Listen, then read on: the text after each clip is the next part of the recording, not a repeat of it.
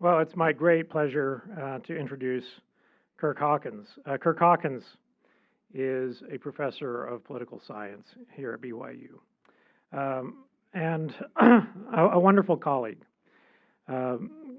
Professor Hawkins is an expert on Latin American politics.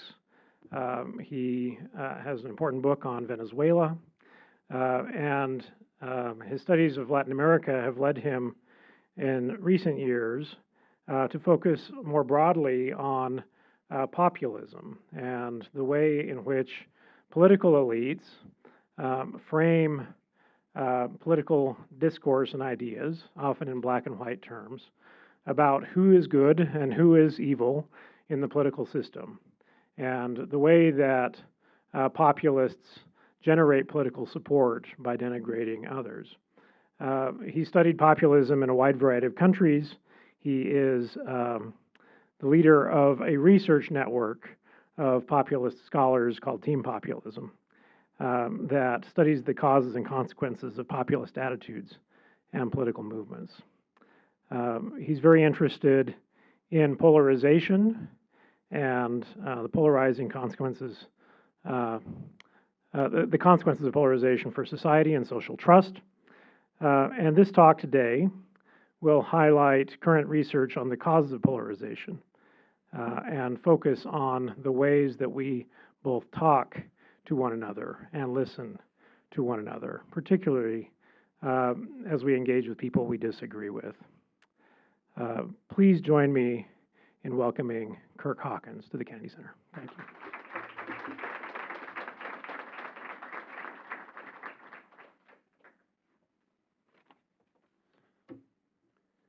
Quinn, thanks for that introduction. That was very, very kind and generous of you. And thanks to the Kennedy Center for giving me this chance to say something about our research. I have to say, I came here and did a similar talk 3 years ago, and I think the video of that talk has had like 500 views, which is more people than has ever seen any other lecture I've done. So that's pretty cool. We'll see how many views we get of this recording today. The other thing I wanted to say beforehand is just to give a little shout out to my colleagues who are helping me on this project. Laura Gamboa at the U of U, she couldn't join us here today. It's a teaching day for her up at the U. But here with us we have Professor Eliza Hawkins, my wife, and teaches in the School of Communications, and then Emily Taylor, who's currently a doctoral candidate candidate, right? You're almost. Don't want to. Okay, still just a student in the Department of Psychology here at BYU, and also a former associate director of the Center for Peace and Conflict Resolution here at BYU. And I'm not sure if any of my research assistants are here in the audience. I see a couple of. Oh, there we are. Got Ben there, and I don't know if Abby was able to come. Ben Puffer and Abby Harper have been helping us a lot on this project. So there we go. All right. Well, in 2019, the People's Republican Party, or the CHP in Turkey, that's their logo there on the upper left, they won control over key municipalities, including the cities of Istanbul and Ankara, in nationwide local elections. And what was surprising to many was not just the election outcome, because the ruling center-right Justice and Development Party, the AKP, you see over there, and its leader, Recep Erdogan, they had controlled Istanbul for years. But what was really amazing was how the CHP ran its campaign, working from a political playbook written by advertiser and communication strategist Ilyas Bashoy. The CHP espoused a form of conciliatory rhetoric they called, this is sort of embarrassing maybe, radical love. Turkey, radical love. It sounds sort of racy, but it's actually not. Yeah, their tactics of radical love included hugging political opponents, refusing to be provoked by or to verbally attack Erdogan and his supporters, listening to ordinary voters, not engaging in name-calling or demonizing language, and smiling. Yeah, that's radical. Radical Love's chief ambassador was the CHP's candidate for mayor of Istanbul, who unfortunately just hid his face with the cover of their book, Ekrem İmamoğlu. And during his campaign, İmamoğlu attracted attention by not letting himself get drawn into debates over Erdogan's authoritarianism and focused instead on local concerns, regularly attending neighborhood meetings to listen to citizens' problems and starting speeches by asking members of the audience to turn and give a hug to their neighbor. I'm not going to ask you to do that right now, but anyway, Radical Love, it's a really unusual case of a successful strategy to combat polarization in a context of competition with populists. That's what Erdogan and his party are, yeah. And that offers some important lessons for scholars and citizens like you around the globe. So let's talk about that. What are the lessons we can learn from this? Today, I'm going to focus on three things. First, what effective polarization is. It's a kind of polarization. You want to learn what that word is. But also why you should care about it. I think you should care a lot. The second thing, and the Turkish case, of course, is obviously it's a good example of effective polarization being dealt with. And so then we want to think about solutions. And I'll highlight two. The second of those, the one I prefer a bit more, is the one that's exemplified by the Radical Love campaign. And then finally, I'm going to tell you what we've done with this, our project, and some, I hesitate to call these initial results, you'll see, but I will do the project on you. We're going to take a few minutes and I'm going to teach you some communication skills in here. So it's kind of a hands-on experience. All right, so what's effective polarization? It's a fancy political science term for not when people are far apart on issues. So maybe you have one position on abortion and I have another. And so you might say, well, isn't that polarization? Well, that is. We just call that ideological polarization. We're far apart on issues and our ideology. But, you don't, just because you're far apart ideologically, just because you disagree on issues doesn't mean that you would dislike each other. Well, what if you do? That's what we call effective polarization, when you dislike your opponents. To give you an example of what is not effective polarization, not quite yet with this data. So this data comes from the Pew Research Center, and they've done this survey here in the United States every 10 years. I expect them to do a new one right away, right? In 2024, you'd think. I imagine they'll come out with a new version of this at that time. But looking at this, you'll see some shifts in this funny distribution, right? The reds and the blues, Democrats and Republicans. They seem to be growing further apart over time, right? Yeah. But this is actually just ideological polarization. What they've measured here in this survey is they've asked people in the United States their positions on a series of issues, maybe 10 or 20 of these issues. So how do you feel about abortion? How do you feel about free trade? And so forth. And then they add up their scores and use it as a way to scale you, put you on a left-right scale. And then they say, oh, and by the way, which party do you support, a Republican or a Democrat? So they take the Republicans and Democrats then, and they show you how they group on an ideological scale. So ideological polarization in the United States is happening. That's what that graph is telling you. But then you might wonder, well, yeah, but does that mean that we dislike each other necessarily? And the answer is, well, yeah, it turns out we do as well. So they also ask questions and say, well, in this case, how do you feel about the other party? So how do Democrats in the left graph, how do you feel about the Republicans? And in the right one, how do Republicans feel about the Democratic Party? And you'll see over time from 94 to 2014, the number of people in those groups that say, I feel very unfavorably towards them and just unfavorably on both sides. That's been going up over time. That's effective polarization there. So seems to be increasing then. So it is increasing in the U.S., but also in some other countries. And, right, this is the Kennedy Center. We have to say something about other countries. Okay, we're going to do that right now and give you some comparative data. Now, for this comparative data, to make it really comparative, they've taken a similar survey question from the election study or the election survey that these countries do. Like here in the United States, it's the American National Election study, the ANES, and these other countries do that as well, and they've done it for a long time, and they have questions in there that ask them things like, oh, on a scale of 0 to 100, how do you feel about the other party here? And specifically here, it's a polarization measure. They subtract like how much you hate the other party from how much you like your own. They look at the difference between those. And so this is showing you the bigger the difference, the more polarized you are, the more you love yours and really dislike the other. And you look at the upper left one, that's the United States. That red line's just going straight up, isn't it? So that's showing you in the United States, effective polarization it's been going up the past couple decades. Yeah. A few other countries have been going up as well, although it turns out, you see, comparison sometimes helps, and it helps you learn that effective polarization is maybe worse in the United States than almost any other place. We don't have Turkey in this graph. If we did, maybe they would look worse than we do. But yeah, it's pretty bad here in the U.S. We do have a few other countries that have also seen increases in effective polarization.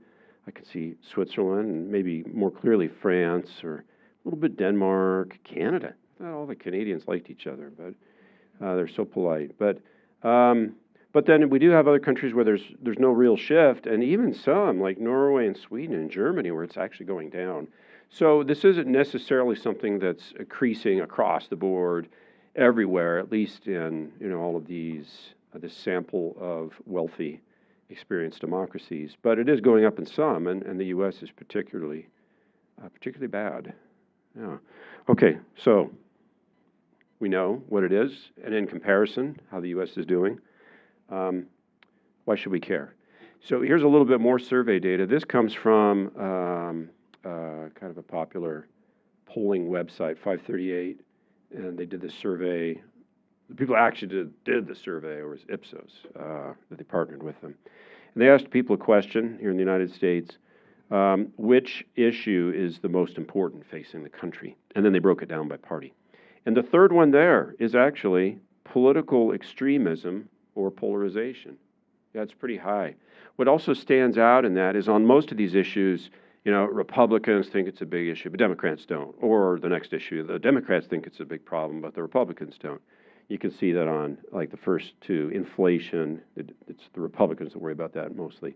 Or crime, gun violence, right? Of course, it's the Democrats that worry about that. But political extremism and polarization, it's actually that both parties worry about it about the same amount. It's not the most important issue for these parties, but it's up there towards the top. So a lot of Americans care about this. Again, though, should you? Should this be something you personally worry about here at BYU? Well, I'll give you a few reasons why I think you should. One is what you just heard in General Conference a week ago with President Nelson telling us, peacemakers needed. That as disciples of Jesus Christ, we're called on to reduce this increasing polarization, which he mentioned, and with concern. And asked us to each do our part, to look inside ourselves and then think about how we show examples or try to inspire others in our communities to overcome that. So a prophet of the Lord is telling you, you should be worried about this. Sorry, hold on.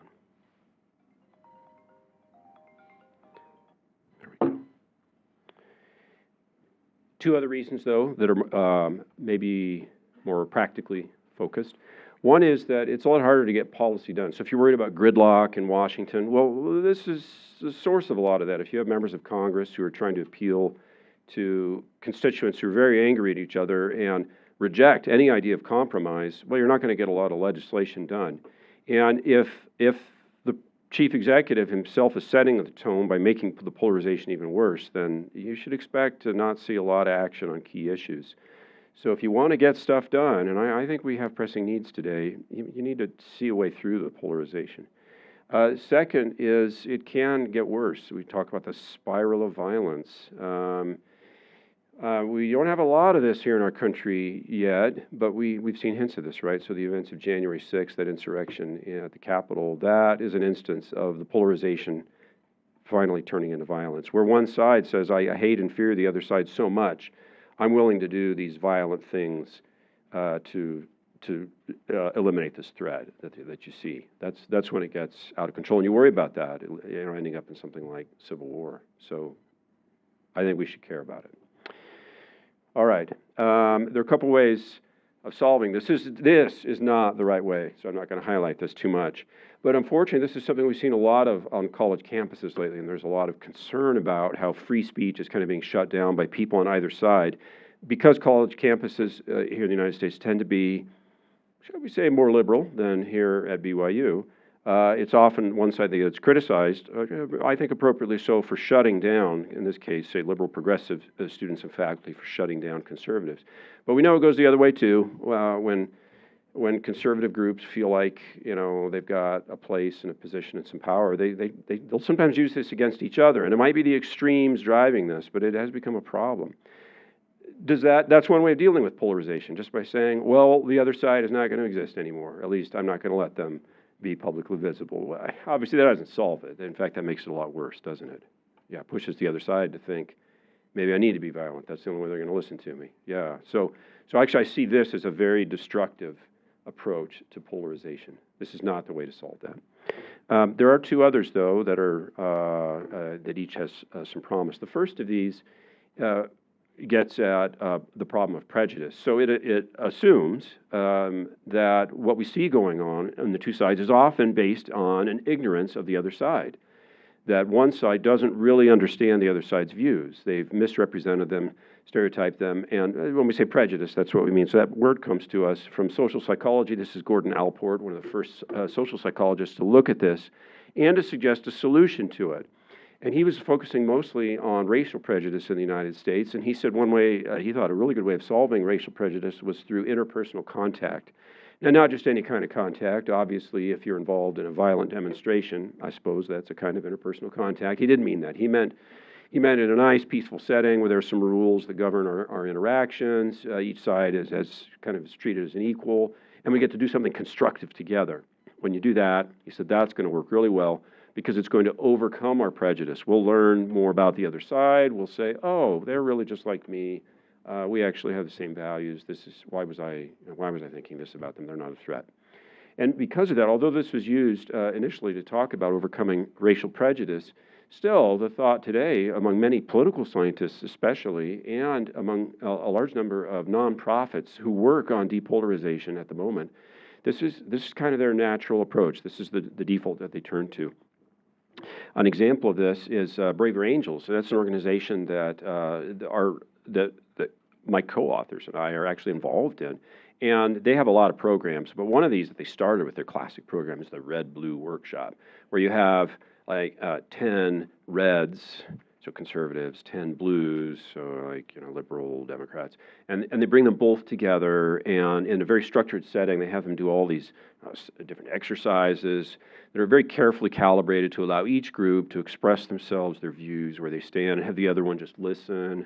Very safe setting, and then at the end, they have them work together in an exercise to come up with a joint policy statement that maybe they send off to their city council. Right, a classic application of interpersonal contact theory. Yeah, they're using it right there and saying, hey, this will solve polarization. Some of our research, and I have to say my wife actually, she helps run through this data and analyze the data for Braver Angels, and has found that, you know, it has an impact. It helps people especially come to appreciate better that they're maybe a little closer ideologically than they thought. Yeah, so it has a place, but what they've also found is that these settings have two challenges. One is it's actually kind of related. There's a preaching to the choir problem, which is, well, who comes to these sessions when they do this, right? Well, it's a bunch of people who want to be depolarized. In fact, they find that typically it's older, female, postgraduate degree, liberal. Yeah, like half the people at these meetings are, yeah. And so, okay, well, we're preaching to the choir here. These are people who wanted to come and be depolarized. And the second problem is then scaling up. Okay, well, we're not sure this is, you know, the people who really need this the most, but also it's not a very big group. I mean, Braver Angels they're one of the biggest, and they've done this now for, I'm going to check here. Eliza, how many people total have attended a Braver Angels experience of some kind over the past, since they started in 2016? 7 years. Just rough estimate. What do you think? 100,000. That's pretty good. That's pretty good. Still, I mean, there are 300 million plus people in the United States, so 290, okay. Yeah, yeah, a lot of college debates. Okay, so the reach is kind of limited on these programs. So, and then the final thing is, as we've done research on these, we find that a lot of people, the reason they don't come to these partly is because they say, hey, I don't want to go there, and have you tell me that I'm just prejudiced about the other group, that I don't understand them, because you know what, I understand really well what they stand for, and they stand for something different than what I believe in, and I disagree, and I actually see them as a threat, and so you're not taking me seriously, and you're treating me like some child that needs to be educated here. I'm not going to that.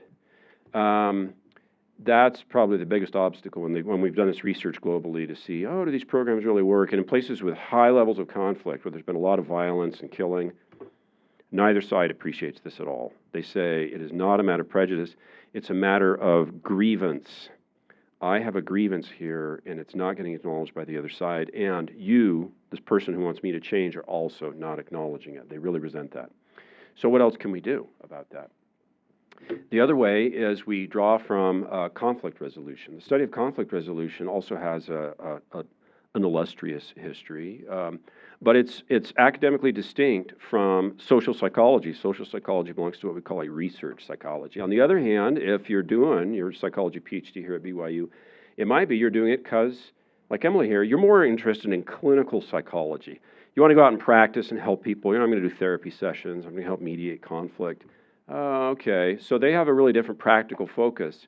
And in some ways, these two things don't always talk to each other. I mean, there's a little conversation, but not a lot.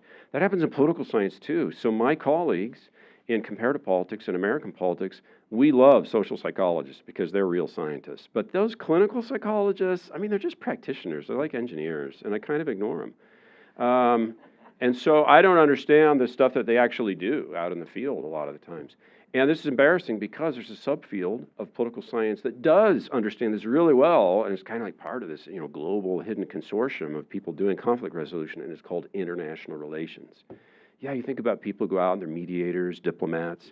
This is what they do all the time, and they're really concerned with practical skills. They got to be able to sit down with people, get them to the negotiating table, have them talk to each other, and save lives and bring peace. And that's a super big concern. They have a whole toolkit. In fact, it turns out they do this in business, and they even do this. Got to give a shout out here to Emily's old organization here. Lawyers do this too. So some of you are going into law. You could do mediation. Yeah, you could study this. You could be an intern at the BYU Center for Peace and Conflict Resolution. The skills they use, they all use the same set of skills. They sometimes have different words for these things, but in particular, there's a set of communication skills that they all rely on pretty consistently. So the idea here is, well, wait a second. It's a set of skills and tools and strategies for dealing with people who are in conflict over real issues. There's real disagreement, and the approach here is not to assume ignorance or prejudice. It's to say, no, they got a real disagreement. Well, what do we have? We have to have them sit down and look for a compromise. That's what we have to do, and we have to make sure each is treating the other respectfully enough that we can get to that point. It's a different focus, a different set of skills. Why not try that? Yeah, so why not try it? Now, the communication skills, just to give you a quick sense of, well, what does that mean? What do they do? Okay, so it's stuff like, well, how do you set a good tone? You have to, set up some rules, invite people into a conversation, kind of acknowledge your side and theirs.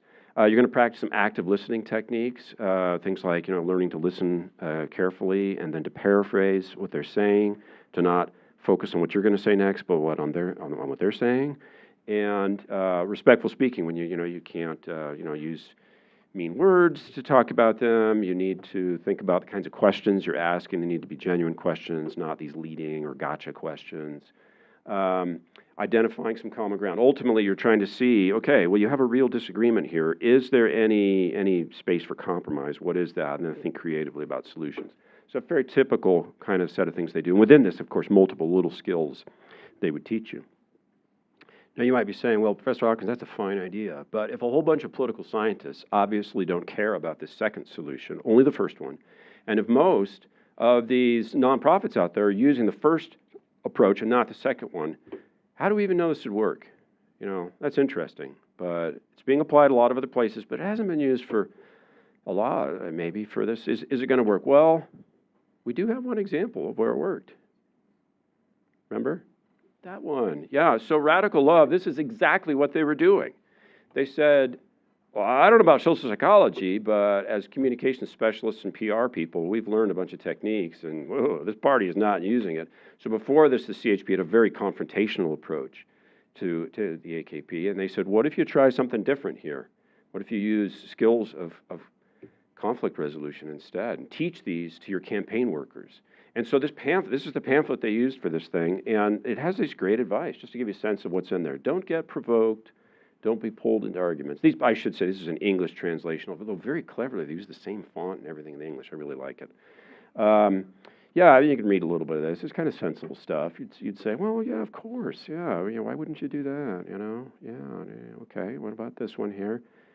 How do you introduce yourself? By the way, my Turkish is terrible. I don't speak any Turkish, but let's try this. Instead of saying, hello, I'm from CHP City Administration. My name is, how do I say it, Quinn? Hati, whoa, say it again. Hatice Gunesh. Okay, I can do that. It's much better to say, hi, sister, my name is Hatice Gunesh. I live in the Baklachi neighborhood, okay? I'm a chemist. Do you know the big oak tree in the square? Yeah, I own the chemist shop. I'm working for the People's Republican Party. I'm here today to have a chat with you. The point there is to say, wait, put myself at their level. Put myself at their level. Don't talk down to them. Yeah, okay. Think about how you're introducing yourself and the message it sends. Okay. All right, I like that. Don't use insults. Okay. It just seems like obvious stuff. Yeah, these are the basic skills you teach in conflict resolution workshops. Okay, what if we tried that? Specifically, here's the idea. Oh, I'm sorry. I have to give another. Yeah. So Braver Angels, I was just like sort of critiquing them because they do this interpersonal contact stuff. I'll emphasize later, the prejudice reduction has a place, and furthermore, Braver Angels actually has a wide variety of programs. And one of the ones they have is skills for communicating across the political divide. So they have a workshop where they teach people these same kinds of skills. And this was funny. I walked in here, my old friend David Kirkham here says, oh, I like the title. Are you going to teach us about, how to do some marriage therapy here? Well, one of the leaders of Braver Angels, he's a professor of marriage therapy at the University of Minnesota, and this is where he's getting all this stuff from. And the skills he teaches in this workshop are the skills he has to use and that they teach and work with in marriage therapy. Yeah. Conflict resolution. There's a lot of crossover across these fields. Very interesting. Anyway, so they actually do this workshop, and the evidence we've seen as we look at that workshop versus the red-blue is they both do some good. Yeah, people who attend this actually, they learn some skills, and it seems to have a nice impact on them. Okay, so maybe there's a little evidence, a little reason to be trying this. Our project here, what we're doing is trying to depolarize the classroom. So I'll be quick in describing this because I want to get to, right, I want you to be a part of the project right now, at least in an unofficial way. So the idea is, hey, if we follow the playbook given to us by the CHP and the Radical Love program, what would you do? Well, instead of trying to have these workshops where we bring both sides together, we say, forget it. I'm already preaching to the choir. Okay, you're the choir.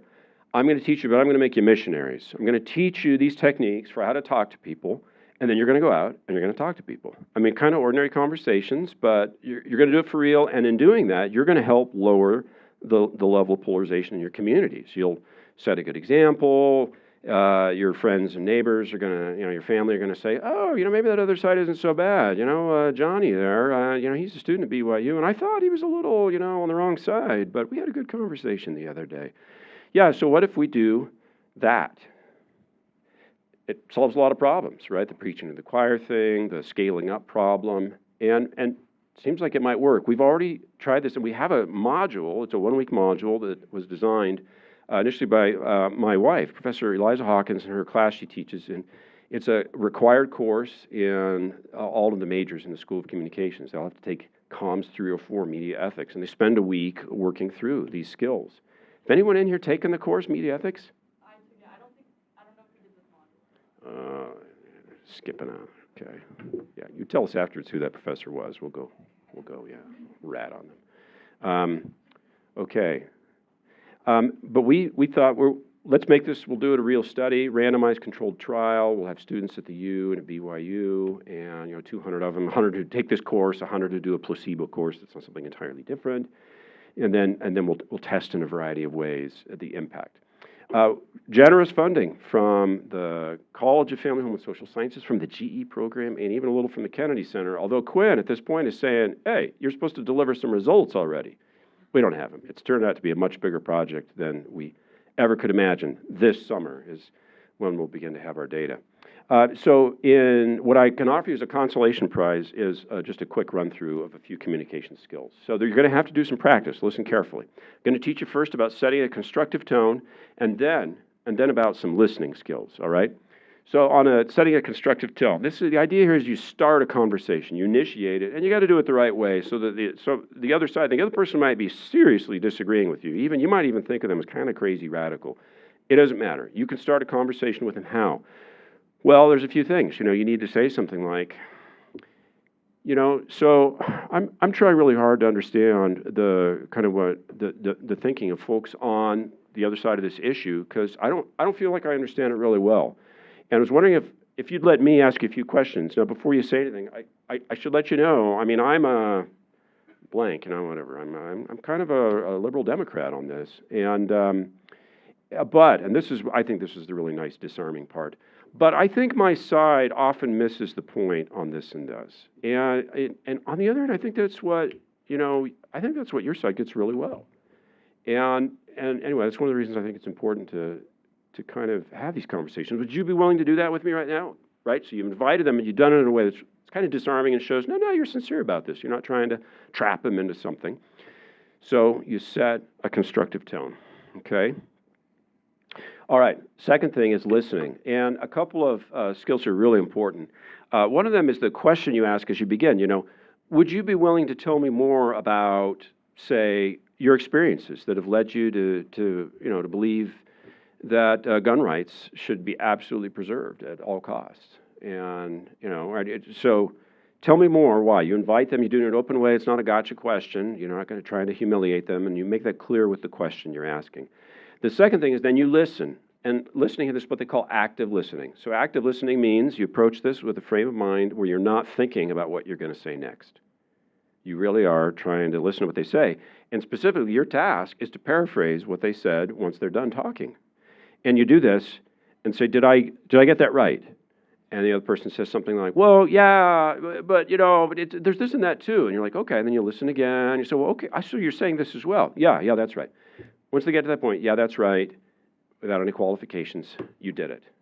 You listened. Now, there's more to it than that here. We start to hint at that. I mean, you're listening also to be able to say, oh, no, wait a second, maybe we have something in common here. You care about responsible gun use, and so do I too. We both care about safety. All right. And to be able to say that out loud to them, and that's all good. So now, because there's more here then, you can, at some point you want to be able to maybe share your own position to talk through that, and even to look for some common ground or compromise solutions. But this is what I want you to practice right now. We don't have a lot of time. I'm only going to give you, we have time for Q&A, right, Quinn? Maybe? Okay. So we're going to give you 4 minutes to do this. You have to pair up right now with someone in here next to you and start this. Now, if you discover, you're like, wait, we're both a bunch of liberals here. Okay. Well, so you can say, okay, I'll take the side of the crazy conservative, right? And you do that and just do a little role play that way. On the other hand, if you turn to the person next to you and say, oh, you really do have it. Okay, are you okay doing this? And all right, let's try it out. And then just practice setting a constructive tone and then actually start to share and then listening, the paraphrasing and all that. You ready? Okay, just going to give you a few minutes. Each one of you try it. I'll signal when 2 minutes are up. Good luck. I'm going to walk back and listen to you as you do this.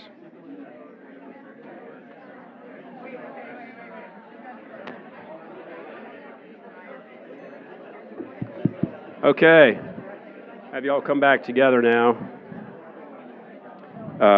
Okay, this is just a taste of what you can do with this course module. There's some online training, a couple hours of readings and videos you watch, and then they come together for a little over an hour of practice, a practice session that we do. And when we've done this in classes before, it seems like it's been productive. Students on the final exam will say, "This is sort of heartwarming. Oh, I used this with my wife. We were having an argument the other day, and we were totally able to resolve it. I feel really good about that now." I'm like, oh. I mean, it wasn't a political thing, but, yeah. So anyway, we'll see how this goes. All right. Let me conclude with a few takeaways and then have time for, a question or two. One of these is, what I like about this is it gives you this potential, instead of saying, oh, there's nothing I can do about this until someone goes out there and creates a really big program, maybe some required thing. No, I mean, you personally can go out and start to do some good. Just, talk to people you would not normally speak to, and try listening to them. See if you can understand their perspective. I like that. A second thing is, I think this is important. Listening on its own is actually, I think this is really useful. So just as over here, she said, well, it actually felt really good when he repeated back what I had said. I'm like, wow, I was listened to. That feels very nice.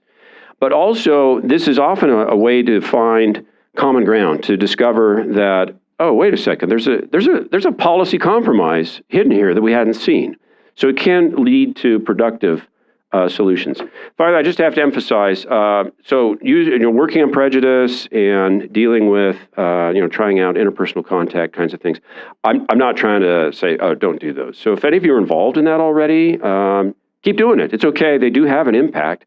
But I think unless we pair this up with an approach that uses conflict resolution techniques, I don't think we're going to get very far. And it may even be counterproductive as groups respond in anger at how they're being sort of treated in an anti-prejudice exercise. Finally, don't tell anyone about this until we've finished the experiment. So you in here, if you get this email, right, because you're in whatever major in the college and a recruitment email, just say, oh, shucks, I can't do it. And let it go, and contact us in another month or two. We're happy to send you a QR code and let you take the course, okay? But we'll let the experiment run its course. Thank you.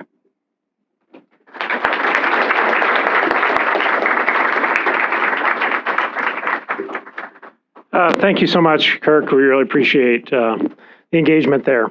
Some of you may have classes you need to get to at 1, and if so, I'll excuse you now, but we will take the next 15 minutes to do a discussion and Q&A here. So if you have a question, we will bring you a microphone. Just raise your hand. Kirk will have you call on the folks you want to hear from. When you get the microphone, please stand and introduce yourself briefly and ask your question. We'll go until 1 o'clock. Thanks.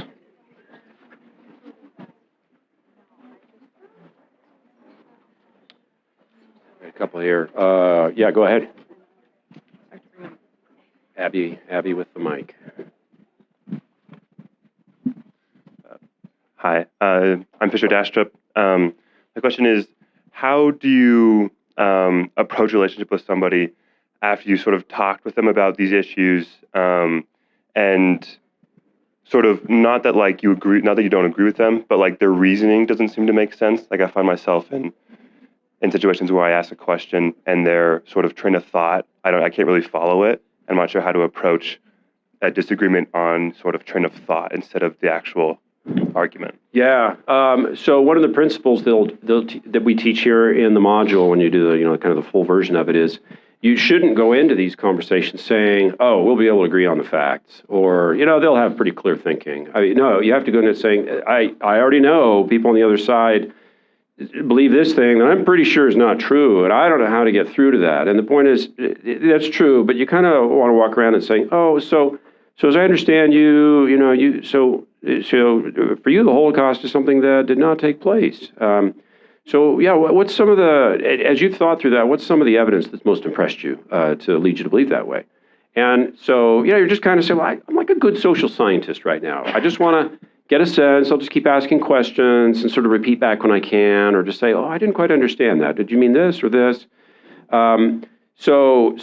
So go into it recognizing, no, none of that may be there. But that you can still talk to them and ask and try to find out the source of their, we'll even call it maybe incorrect thinking. Yeah.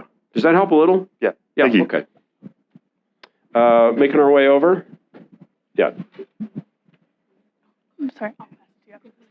My name is Alyssa Badger. I'm a comm studies student here. My question is just like, what's your advice, being a college student, especially a liberal college student in Utah? It's hard to have conversations with conservative older family members. So I was just wondering what your advice would be, I guess, to establish credibility to some degree and still have like a good conversation that's beneficial for both parties. That's fair, and I appreciate. Say your name again. Sorry. Alyssa. Alyssa. So you're bringing in something that when they talk about conflict resolution, you have to think about disparities in like power between. So if you say, well, I'm a young person and they may not respect me, or they may think I'm a kind of a crazy kid who doesn't know better, that reflects some of the disparity you're having to deal with. So first of all, to be clear, sometimes you say, I won't be able to overcome that disparity. I don't think it's a good situation, so I'm not going to approach this with, Uncle so-and-so, who just kind of lords it over me when we talk about this. And it doesn't feel like a good situation. So here at BYU in particular, I can say, I think it's appropriate for you to say, I kind of approach this prayerfully and think, maybe I should. I'm a little scared of it, but I actually feel like I should go ahead and talk to Uncle so-and-so. Or on the other hand, I'm thinking, no. Yeah, this idealism is nice, but in this case, don't do it. Okay, you can back away. So you ought to add that to your judgment here about when you approach somebody in a situation where you're not equals and it's really hard. Otherwise, again, the principle is going to be the same. You're just going to go to Uncle so-and-so and say, well, I'm just trying to understand, your view and where you come from on this. And you have to decide how much of what I feel on this, do I reveal to him? Because that's just going to set him off. I have to think about that kind of carefully. But I do want to be honest. And so deciding how much you'll say or how you'll set the tone of the conversation is probably the crucial thing there. I think once you're in the conversation with Uncle so-and-so, you'll be able to listen and paraphrase and say, oh, okay, I see, thanks. That's good for me to understand, Another way of approaching it might be people in my generation often have different views on this. And to be honest, I'm trying to understand how, some of my older family see this, because I know they've had different experiences that leads them to see this differently from me. So you might even make it an open thing, the difference, the generational difference. Yes. Okay, so my name's Kimberly Jackson. So I'm studying psychology, and a lot of the stuff that we talk about is like I feel statements. Yeah. I statements, very good. Yeah, I statements. I was just wondering how you view those They're good. as being effective. That's a standard technique of the respectful talking is to use I statements. So I statements are when you say, instead of saying, the world is falling apart right now, you say, well, I feel very concerned that the world might be falling apart right now. So you bring it to yourself. You don't generalize it. It makes it a lot easier to talk through things because then people don't feel when they respond that they're somehow having to question your entire view of the universe or to feel like you're accusing them. Yeah. So when you leave it, the I statement is very disarming and helpful. Please, use them. And that's one of the techniques we emphasize in the training. Yeah. Again, standard techniques in clinical psychology. Yeah. Go ahead.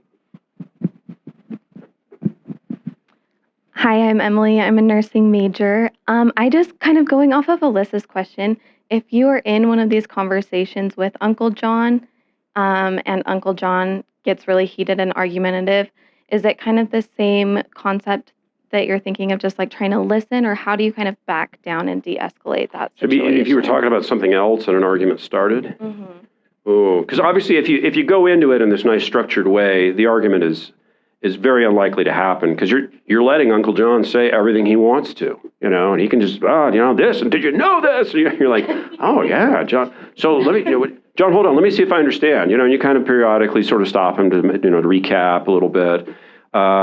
Doing that, by the way, just to kind of stop him periodically sort of brings him down a little bit. He's like, oh, the person's listening to me. I don't need to shout, and so that helps. But you're saying, well, what if we somehow got here by a different route? And it's kind of ugly. Again, this is tricky because sometimes you say, we just got to walk away. Yeah, this is a bad situation. One of the things we talk about are exit strategies, where you say, wow, John, I think we just got to agree to disagree on this, and you find some humorous way to kind of, sometimes you do that, sometimes you just physically leave because you think if I keep going, he's going to hit me, So Rod, you have to be concerned about that. Yes, go ahead. I'm Grace. I'm in the sociology program here, and I have just been noticing that there is a lot of access on social media to information and misinformation that I see a lot of people posting, and I hear a lot of stories of people getting in disagreements with family members or friends because they're responding to these things that they're seeing posted.